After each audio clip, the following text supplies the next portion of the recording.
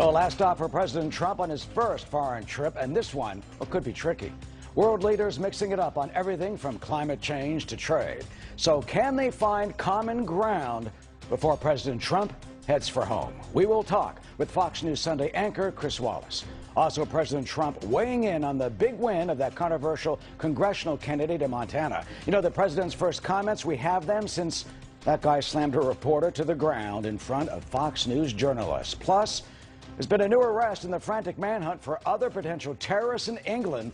That's as we get details of the Manchester bomber's phone call only moments before that horrible concert blast. That is all ahead right now from the Fox News deck this hour.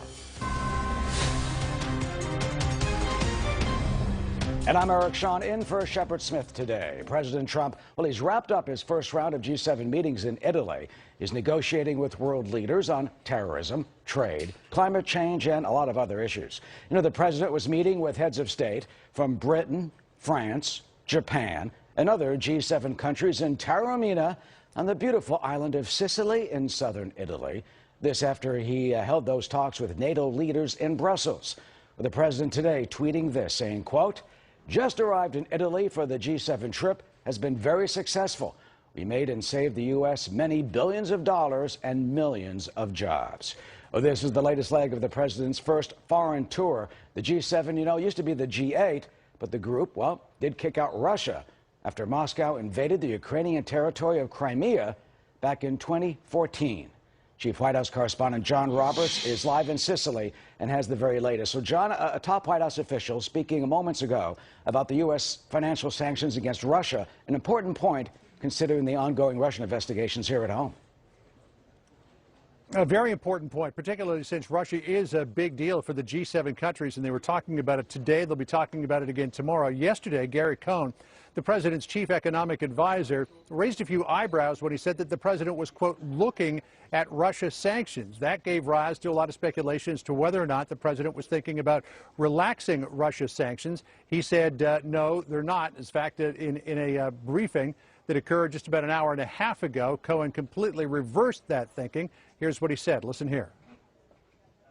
We're not lowering our sanctions on Russia. If anything, we would probably look to get tougher on Russia. So the president wants to continue to, keep the sanctions in place. And I think the president's made it clear how the Russians can have the sanctions lifted and how we can have the sanctions taken away. There's no indication yet as to what the timing on any of this may be, nor, Eric, on what would happen if they were to actually increase the sanctions, what would be targeted over and above what's being targeted now. Eric? All right, John, we'll talk about that with Chris Wallace in a moment. Meanwhile, British Prime Minister Theresa May, well, she did speak about those leaks that really upset the British about the Manchester terrorist bombing suspect. Yeah, it upset the British, and it upset the president as well, because don't forget, he's been complaining about this pretty much since day one. All of these leaks of classified information, transcripts of his conversations with foreign leaders. But what happened was that the UK was sharing police information, law enforcement information, evidence and intelligence with counterparts in the United States, with the FBI and the New York City Police Department, and that was ending up in the U.S. media before the Brits wanted it released. It was the name of the bomber. It was also those photographs that were published yesterday in the New York Times. So UK authorities hit the roof. The mayor of Manchester said, shut it all down, no more information sharing, no more intelligence sharing. And then at the NATO summit yesterday, we saw a furious British Prime Minister Theresa May come in and said that she wanted to talk to the president about it. They spoke last night at a NATO dinner. Rex Tillerson, the Secretary of State, made an emergency stop in London today to talk with the British Foreign Secretary Boris Johnson. And it seemed like that wasn't enough to patch things over. Listen to what the British Prime Minister said just a short time ago here in Italy. Yes, I did raise the issue of leaks of information that have been shared by the police with the FBI with President Trump. He has made clear that that was unacceptable. The Metropolitan Police have, as I understand it, received assurances from the FBI and are now have restarted the process of sharing information with them. And now the British authorities are not directly connecting the Prime Minister's chat with the President about it. But here's the TikTok, here's the timetable as they stop sharing the information and intelligence. And then Theresa May had that one-on-one with the President last night at the NATO dinner. And shortly after that, the intelligence sharing started again. So I think you can, Eric, with a lot of certainty, connect those dots there. Certainly, the president giving her some assurances during that meeting. Obviously, an investigation continues. Meanwhile, back here at home, there's the fight over the president's travel ban. We heard that can go to the Supreme Court. Yeah, after the Fourth Circuit Court of Appeals upheld the temporary injunction, the U.S. Department of Justice has decided that they are going to take this one all the way. Jeff Sessions, the Attorney General, announcing that earlier today in a statement saying, quote, "This Department of Justice will continue to vigorously defend the power and duty of the executive branch to protect the people of this country from danger and will seek review of this case in the United States Supreme Court." The Department of Justice and the President are insisting it's well within the President's purview to decide who comes into this country and who doesn't. And they're not quite sure why the courts keep standing in the way, at least according to their thinking. But then a lot of people on the other side say, well, the reason why they're doing that is because the President should not be allowed to do this. So it looks like, Eric, this will be battled out in the Supreme Court of the United States. Eric? All right, John, we'll hear a lot more about that when the President returns. Have a good trip, too, back home, John. Thanks. Appreciate it. Of course. Let's bring in Fox News Sunday anchor Chris Wallace now. Chris, good to see you. On the Russians, let's start with that. We just heard Gary Cohn saying they're looking to get tougher on the Russians and that sanctions could increase. I mean, considering that challenges the narrative, how significant is it? Well, we'll have to see what actually happens, but clearly you couldn't be in a situation when you're meeting with all the European allies. It was NATO yesterday, now it's the G7, but a lot of the same figures. You couldn't even be suggesting that you're going to lessen sanctions at a time when the Europeans particularly are still very upset about what Russia did with regard to taking over Crimea, its involvement in eastern Ukraine. So there was a certain amount of cleanup that was going on aisle 4 here. We'll have to wait and see whether, in fact, the president does increase sanctions. If he does, that would be very substantial. The president's supposed to meet with Russian President Putin before another one of these economic summits in July. If after all the talk at the beginning of the administration about trying to create and improve relations, if in fact they meet and the president has increased sanctions, not pulled them back, that'll be a pretty interesting meeting in July. Well, you talked about the Russian threat, you know, when he is in NATO, and they've now accepted Montenegro in NATO. Do you think the president got an earful on some of this, or what do you think they told him? Well, I don't know. I mean, we're just guessing, but I would think that they made their positions pretty clear. You know, he's met with Angela Merkel, the German chancellor. He's met with British Prime Minister Theresa May, and also the French President Macron. And, you know, Russia is right in their backyard. They see it as a really clear and present threat to them. And I suspect that a lot of them are quite concerned about the possibility that this president might you know, to some degree lessen his guard or lower his guard with regard to Russia. You know, there was all this fuss yesterday, and I may be a little bit overblown about Article 5. Article 5 of the NATO agreement says an attack on one nation is an attack on all. It's a collective defense alliance. The president did not explicitly say that, although he participated in a ceremony commemorating the only time Article 5 was invoked, which was when NATO came to our assistance in the war in Afghanistan. But, you know, they take Article 5 very seriously, and particularly in the Baltic states, and the concern that Putin might continue his advances into Estonia and Latvia and Lithuania. They don't want any suggestion of any weakness, any division, splits inside NATO. Yeah, I mean, is that, though, in a way, inside baseball? I mean, look, he's at NATO. He's very clear on the alliance, 13,000 troops in Afghanistan right now. And Rex Tillerson says, of course, the U.S. applies to Article 5. Well, as I say, I think it may have been overblown, but there was some suggestion before the president's speech yesterday in Brussels that he was going to explicitly say, I stand by Article 5.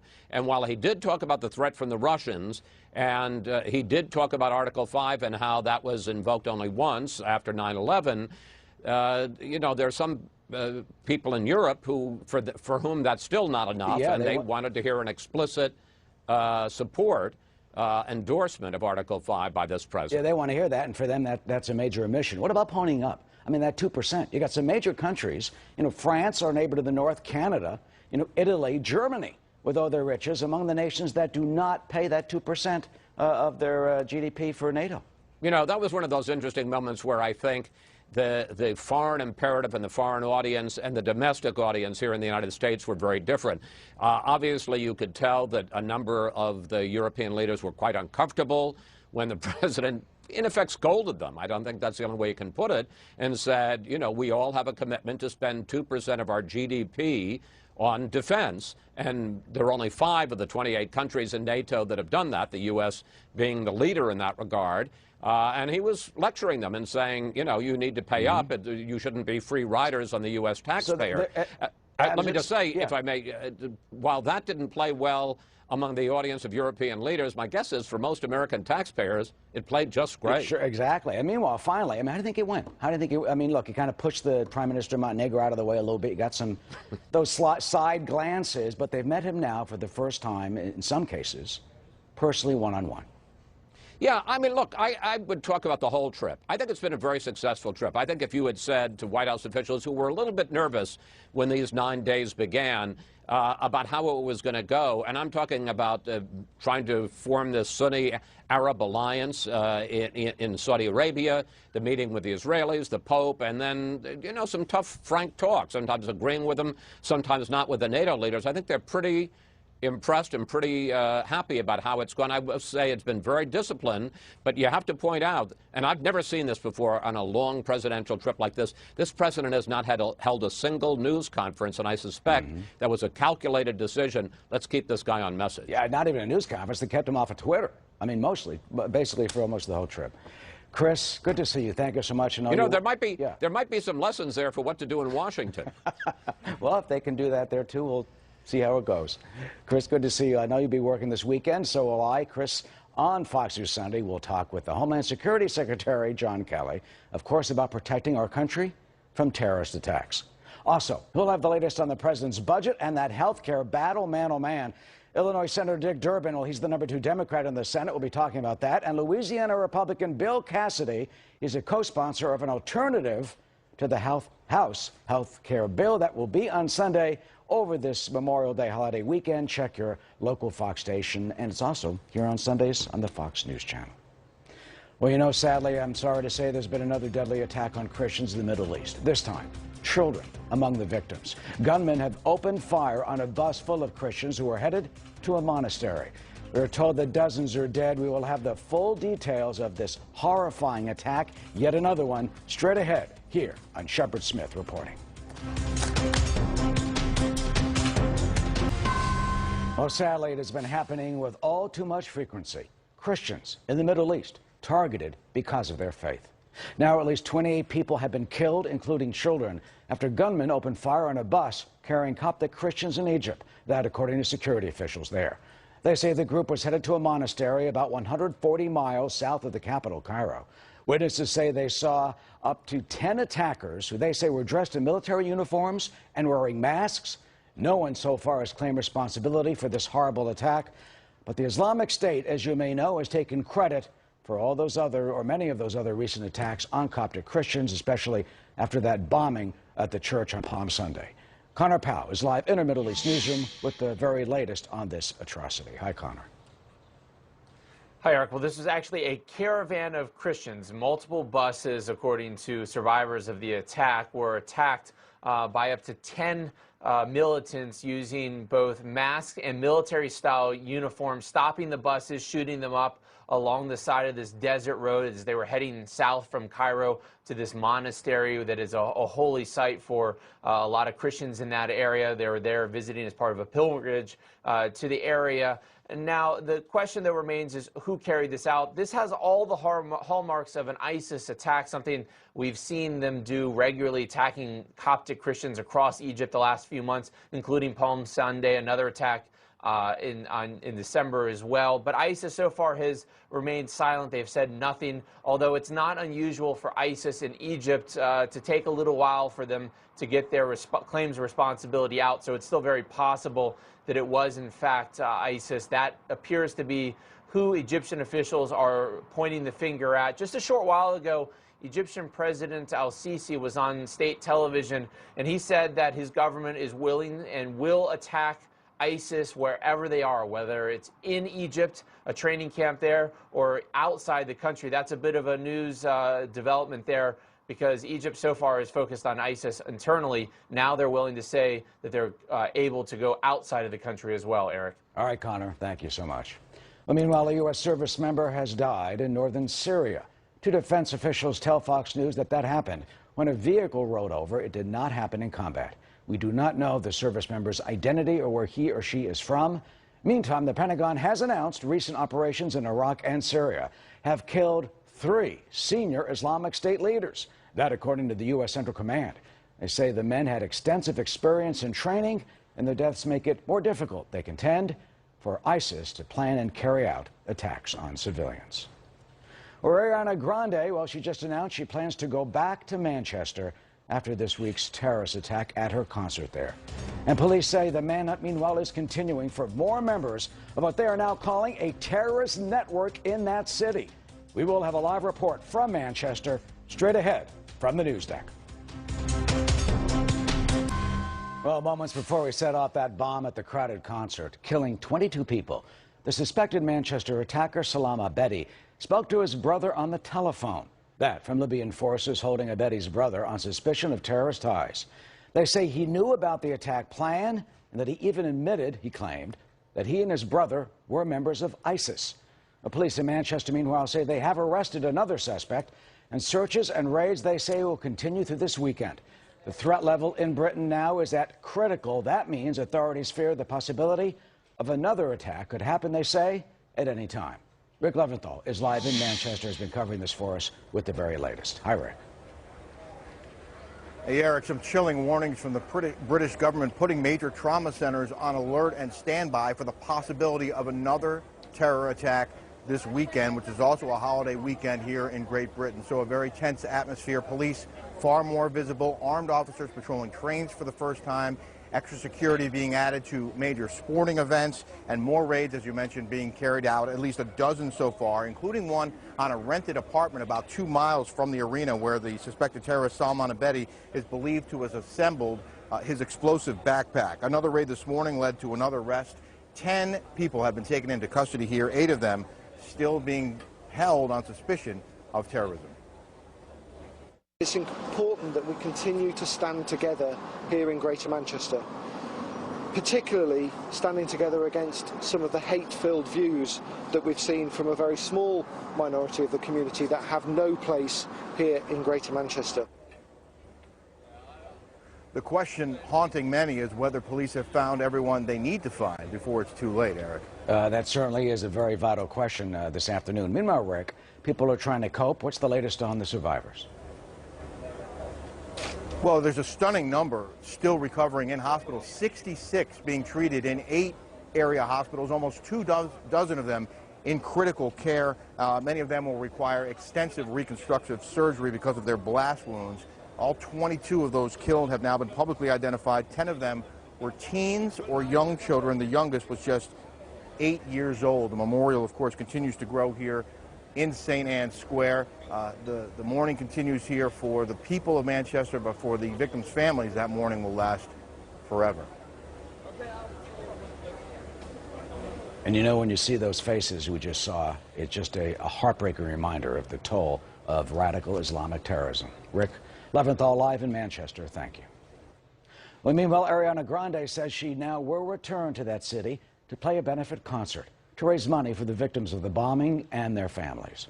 In a statement, she says that she will release more details about that show when it is confirmed. And Ariana says, quote, "We will not quit or operate in fear. We won't let this divide us. We won't let hate win."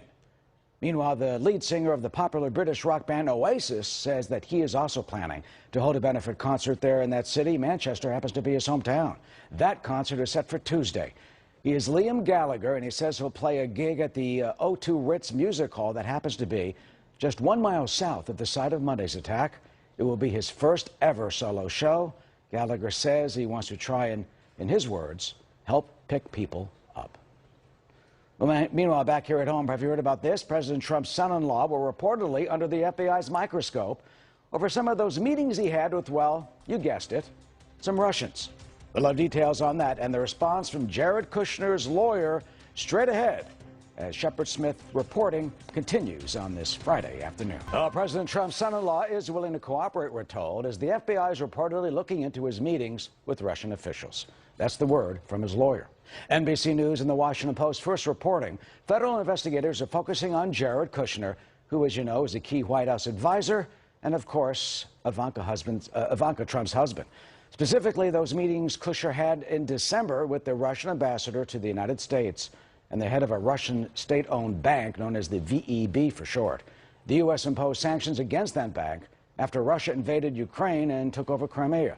But the Washington Post cites people familiar with the investigation who say just because the feds are looking into Kushner, it does not mean that he is suspected of any crime. In response to those reports, Mr. Kushner's lawyers tells Fox News this, quote, Mr. Kushner previously volunteered to share with Congress about what he knows about those meetings. He will do the same if he is contacted in connection with any other inquiry. And for more about that other inquiry, Chief Intelligence Correspondent Catherine Herridge is with us now live in Washington. Hi, Catherine. Well, thank you, Eric. A government source confirms to Fox News the FBI counterintelligence investigation is scrutinizing meetings between the Russian ambassador Sergei Kislyak and members of the Trump campaign and transition teams. As you mentioned, Jared Kushner, the president's advisor and son-in-law, met with the Russian ambassador at least twice, including last spring. One meeting reportedly included the head of that Russian bank that was the subject of U.S. sanctions in 2014. Meantime, the Democratic National Committee has renewed calls for the suspension of Kushner's security clearance, but a former Justice Department official with the Bush administration said it's highly unlikely to happen. He went through the clearance process. I understand that he was not timely in disclosing some of the Russia contacts. I think he did it the day after he filed. But again, those contacts were disclosed. If they were disclosed appropriately, this has already been reviewed. And so this just seems a little bit like a political dig at him. In that statement to Fox News, Kushner's lawyer indicated that he has not been contacted by the FBI, and that's another indicator that he's being seen as a witness to events rather than a target of this case. Eric. A witness to events. All right, Catherine. Meanwhile, one of the top Republicans in the House says that he wants to see the former FBI director's memos. Well, the Republican chairman of the House Government Oversight Committee, Jason Chaffetz, wants the fired FBI director's memos about his meetings with the president by June 8th, and Congressman Chaffetz is not ruling out issuing a subpoena in this case.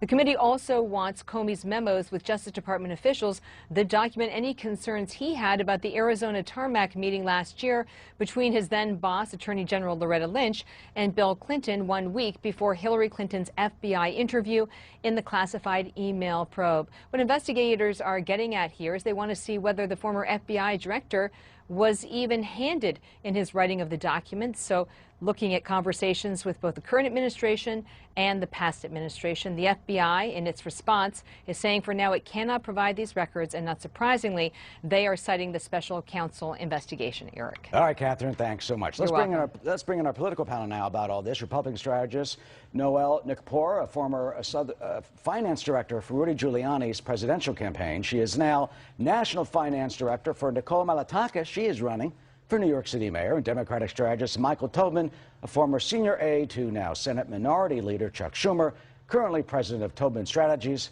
a public relations consulting firm. So, Michael, let me start with you. Sure. Catherine just reported that Jared is seemingly potentially a witness, not a person of interest, not a target. So what do you think he saw? I think there are two lenses to view this through. The first is the partisan one, which is that this is further anecdotal proof, I don't want to say evidence necessarily, that something happened somewhere, that there was some clumsy collusion to influence the campaign, not the election. No one's talking about having hacked a voting machine, but the campaign. That's a partisan lens. But as an attorney as well, I would say, I don't know that any of this necessarily rises to the level of criminality. But is collusion, that issue, a partisan lens as opposed to a legal potential attack on our democracy? What happened, as I understand it, is that information was put out there during the campaign that could have or could have not influenced the vote. But ultimately, nobody's talking about having switched votes in a machine. So the issue is generally, right, it's always the cover-up, not the actual act, the old Alger Hiss situation. obstruction of justice, lying to federal investigators, things like that become the thing around which big trouble. Do you think that's not what we're talking about here. obstruction of justice, lying to witnesses? Look, basically every major intelligence official, including the former CIA director just the other day, said there is no evidence yet of collusion. Right. Not only that, but I mean, Jared Kushner is not the center of the investigation. And if he in fact were a target of the investigation, Jared Kushner would have got what they call the target letter telling him, informing him that he is the target of the investigation. This is protocol. I mean, this is simply this is about him potentially being in meetings, what he heard, what he saw, what he said, what they wrote. Right, and not only this, there are many corporations that have, business affiliations with Russia. You have Starbucks, you have Mars, you have Ford Motor Company. None of them are working in the White House. But the fact that Jared Kushner, we all know this is not a shocker that the family, and the Trump family have international business ties. Well, you mentioned that. Let me talk about Sergei Gorkov. He is a banker. He is the head of the VEB Bank, which was under sanctions. He apparently, according to reports, is close to Putin. And this is one person that Jared Kushner, met with. And the Wall Street Journal has reported that they've done business. There's Gorkov, that his bank helped finance a partner in the Trump International Hotel in Toronto. So could this come up? I think it will, but I also, and again, I know this isn't necessarily the Democratic Party line, and I'm sure to get some angry calls or emails or at least some tweets about this afterwards. Not from me. All of this was out there for the voters to consider for the November general election in 2016. Other issues in Central Asia, hotel development, licensing, and the voters that gave President Trump the election chose not to care about this. But in this situation, further anecdotal demonstrations that these are all unforced errors. The president should stop tweeting. He should stop talking. Yeah, but tweeting doesn't have to do with the potential, any type of Russian potential influence. Look, I'm going to read you something the Wall Street Journal says, quote, U.S. investigators are examining interactions between Mr. Trump, his associates, and VEB. VEB has long been viewed by Russian analysts as a vehicle for the Russian government to fund politically important projects. A bank spokesperson has said VEB's leaders met Mr. Kushner and numerous global financial executives as it developed a new strategy for the bank. So some would say, what's wrong with that? It's a business meeting, Noel, and it happened after the election, while others may say, shouldn't be meeting with this guy. Well, optics are one thing and facts are another. And, not too long ago, I think about 3 weeks ago, you had Jared Kushner's sister and his whole, real estate team that were doing a tour in a foreign country. I think it was China, maybe, looking for funding and talking about new opportunities that they had. So, our like position I said, should be switched. You're saying it's worse than it is. I'm saying it's not a big deal. But China isn't accused of trying to influence the election. Yeah, this is about Russia. So, I really think that what they're trying to do is that they're trying to dirty anyone around Trump, anyone involved with Trump. And the fact that Jared Kushner is just a person that they're trying to get the information from. He is willing to come. Nobody's doing any crazy dancing here. And some would say, what about the payments? What about Michael Flynn? What about apparently not ponying up and fessing up about some of this stuff? And all these other questions. They did this all to themselves. Unforced errors, every single one of them. All right, Michael and Noel, we thank you. This will continue. We will see what happens when Mr. Kushner, if indeed he is questioned. Meanwhile, some breaking news, where officials say Egyptian fighter jets now have just launched airstrikes targeting militant bases in eastern Libya. That, of course, is a response to that horrible attack we told you about a few moments ago against the bus of Christians, killing 22 people, many of them children. We reported on that when they opened fire on that bus. Sadly, this is just one of the latest developments in which Christians have been targeted in the Middle East for their faith. Egypt's President al-Sisi has asked the U.S. for help in fighting those militants, and now we are told that President Trump has condemned the attack. In a statement, the president saying this, quote, terrorists are engaged in a war against civilization, and it is up to all who value life to confront and defeat this evil. This merciless slaughter of Christians in Egypt tears at our hearts and grieves at our souls. Wherever innocent blood is spilled, a wound is inflicted upon humanity. The president also said that Christian communities in the Middle East, he says, must be defended and protected against these type of heinous attacks. Well, the candidate accused of that body slamming and punching a reporter, well, he is heading to Congress. Well, he also apologized, but will that be enough? He originally blamed the reporter our own correspondent, saw that. She will join us live about this, what it means to American journalists if we become the punching bags when officials don't like our questions. A physical assault, no longer apparently a disqualifier to be elected as a member of Congress in our country. The voters of Montana last night sending Republican businessman Greg Gianforte to the House of Representatives before he apologized for allegedly body slamming and punching reporter Ben Jacobs to the floor. It was said for the temerity of being a journalist for asking a few questions. You were waiting to make your decision about health care until you saw the bill and it just came out. And what you thought we'll talk to you about that later. Yeah, but there's not going to be time. I'm just curious if you have the action speak right with now. Shane, please. But you don't. Sick and tired of you guys. The last time you came in here, you did the same thing. Get the hell out of here. Jesus. Get the hell out of here. The last guy did the same thing. You were the guardian? Yes, and you just broke my glasses. The last guy did the same damn thing. You just body slammed me and broke my glasses. Well, Jacobs' broken glass is not on the level of what's happened to previous American journalists who were carrying out our craft.